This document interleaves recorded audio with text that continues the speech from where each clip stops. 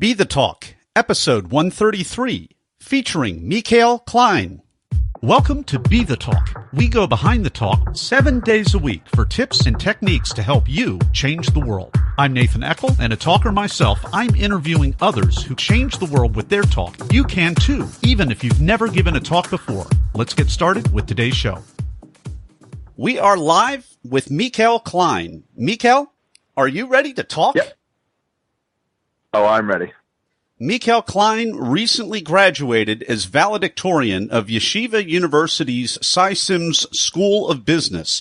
He enjoys the upside of being a millennial through the use of technology.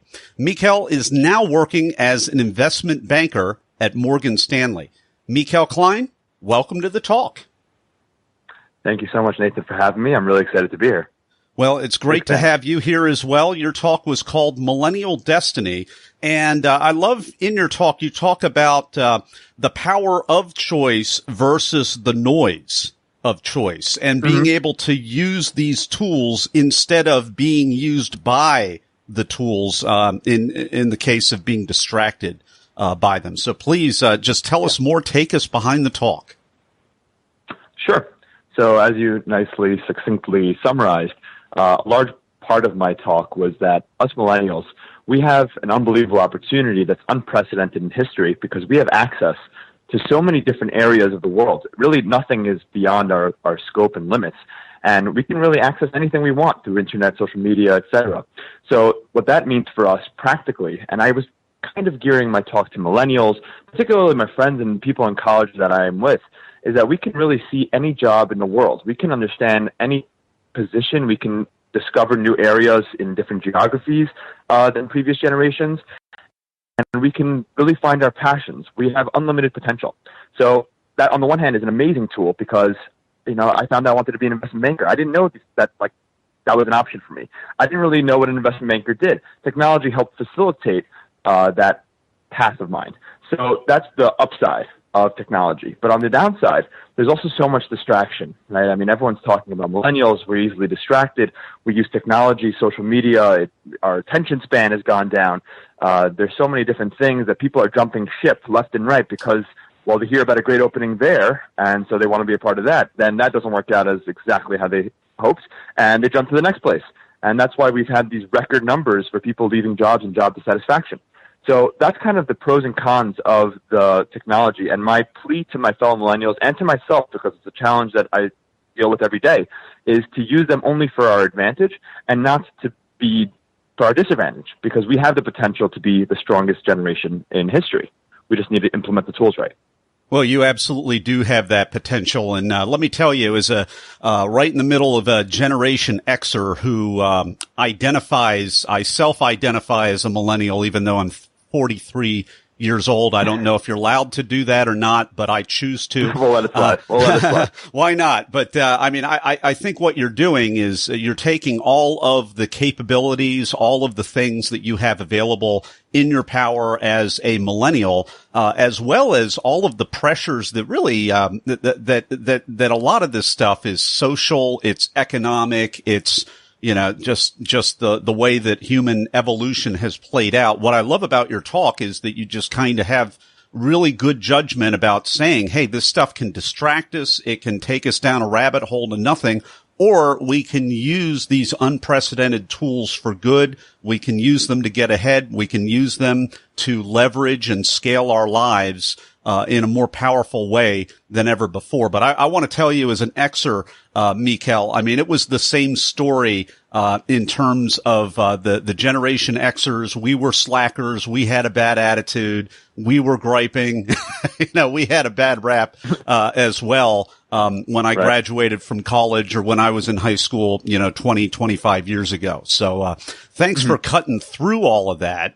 And thanks for a great talk. And a great track record. I mean, the valedictorian piece, you're obviously working extremely diligently as an investment banker. So I appreciate that you are defying the stereotype out there of kind of the average, millennial who is anything but average, but you are really putting your head to the grindstone, on that. Do you find thank you very much. I do appreciate that. Do you find that you have, a number of other friends who are really, forward thinking in the use of technology, as well as the way that you're able to implement that purposefully, as opposed to kind of being the stereotype of the the unfortunate stereotype of the entitled millennial who isn't pulling their weight. What a horrible stereotype. Oh, what are your thoughts absolutely. on all this? I've been really fortunate at Yeshiva University to get exposed to some of the most hardworking, passionate students that I have ever met before. And it was really an incredible experience. And that's part of what helped motivate me, is being surrounded by that positive environment, particularly through different clubs on campus, such as the Investment Banking Society, which is a group of very selective, highly motivated individuals who make it their business to every moment of every day is to help each other to push to get that job, to get that exclusive opportunity to work on Wall Street at a top firm. Because that's something that historically has not been for the non-target schools, right? So the Ivy Leagues generally have had an easier time getting into these kind of exclusive Wall Street firms, Goldman's, Morgan Stanley's of Wall Street. And it hasn't really always been about the non-target schools, the non-core schools where they don't come to your campus. So what's been amazing at Yeshiva University is that there's so many bright students who are so motivated that the numbers are going up exponentially, getting into new firms. And this past year, we've had the most success we've ever had.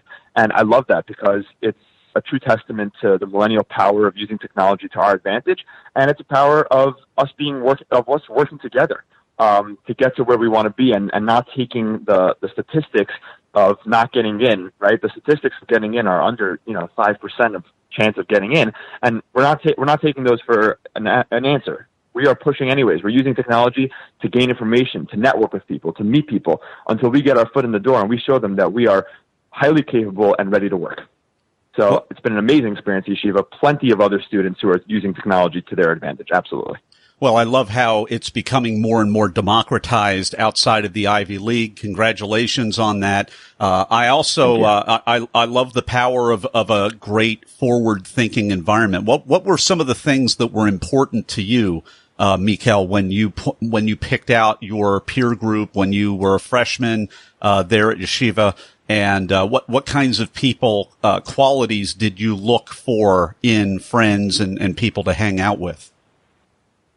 Sure. So when I got there, actually, it was a funny story. I never really pictured myself going to Yeshiva University. I never really thought that far ahead. I didn't really think about it. But when I finally showed up there day one, I didn't know a single person. I came there knowing nobody, not a teacher, not a friend, not a rabbi, no one.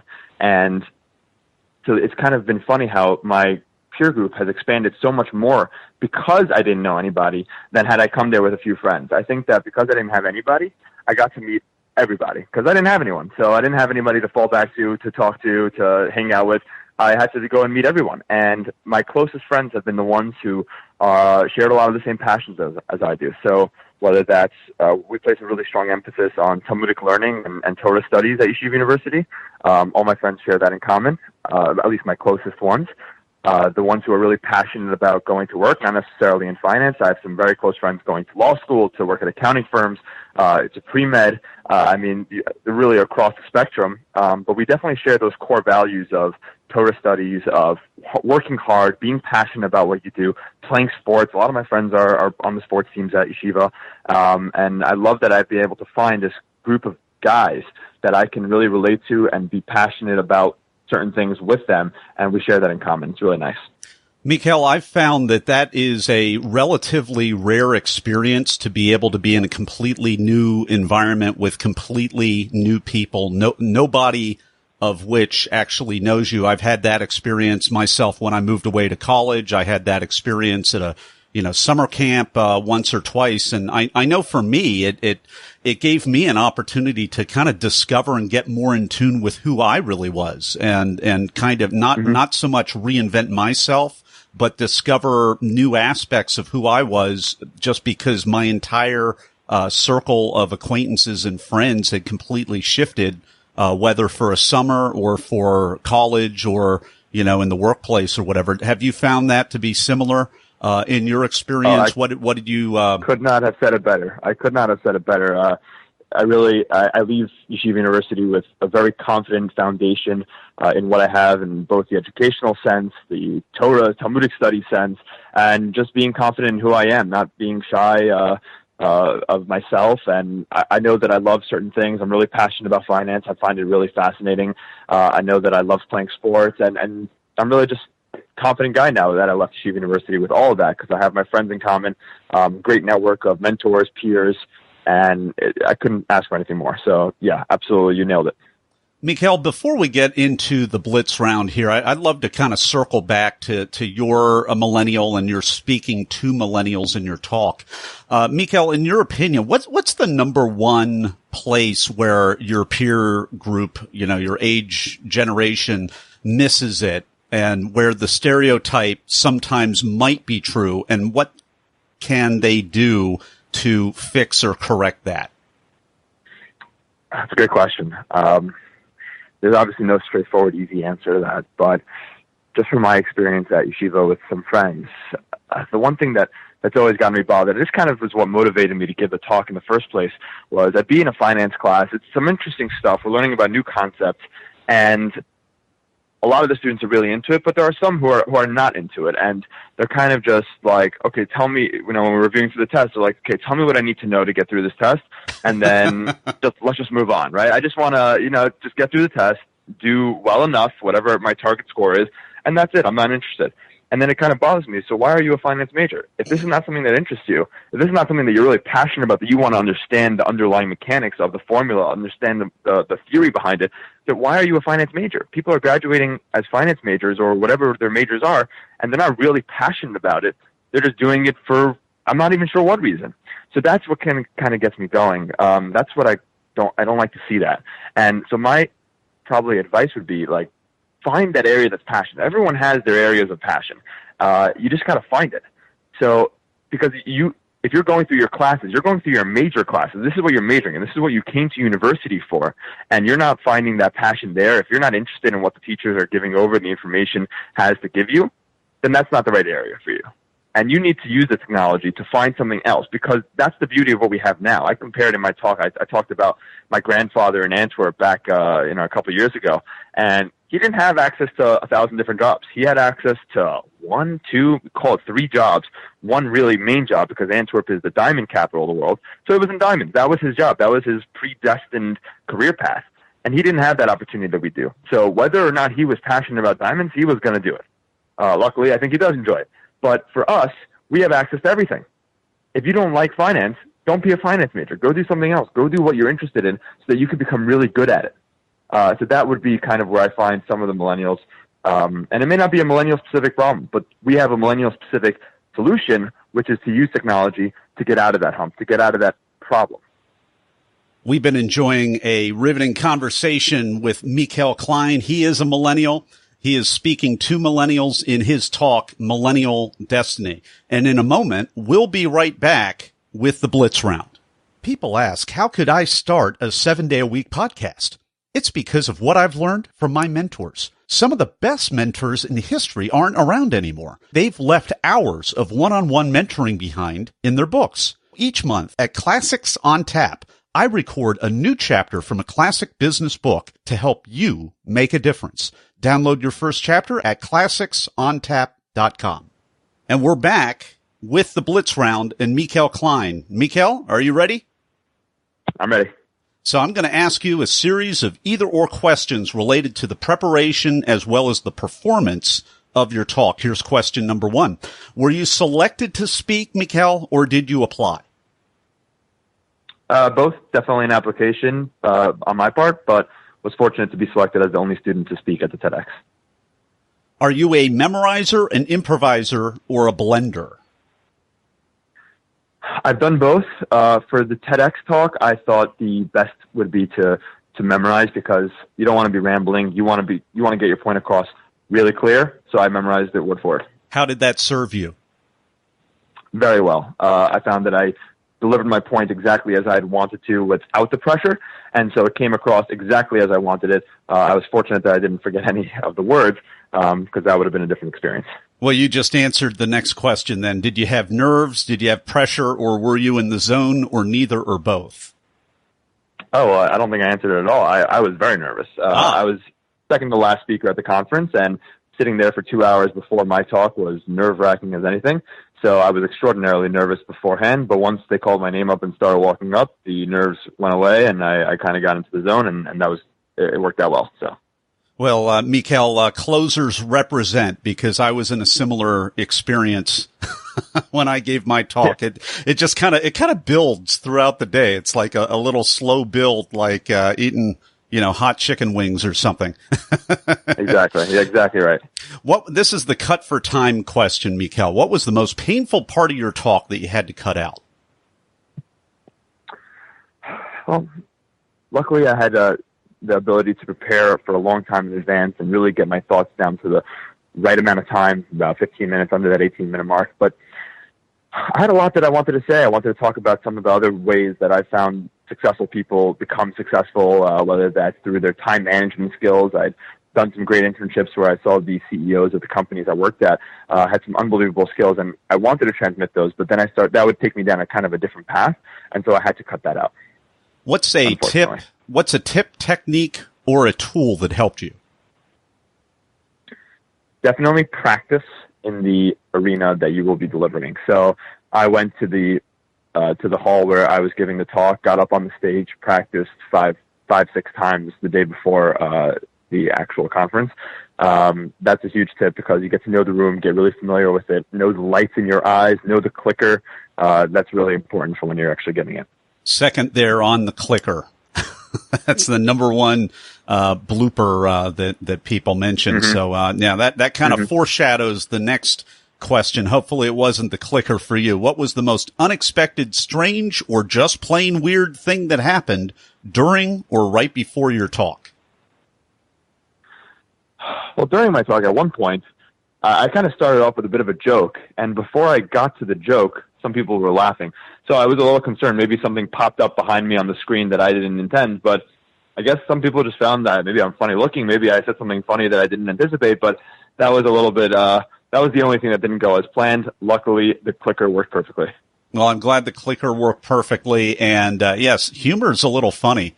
Didn't mean for that to sound funny, but, no pun intended, but, sometimes the more you can try to test out the lines, Talk Universe beforehand, the more prepared you'll be, as well as you'll have more of a clue on how people respond. Again, we have been enjoying a conversation with Mikkel Klein. His talk is called Millennial Destiny. If you want to watch that talk and you don't want to type in those 2 words, you can go to our show notes page over at BeTheTalk.com.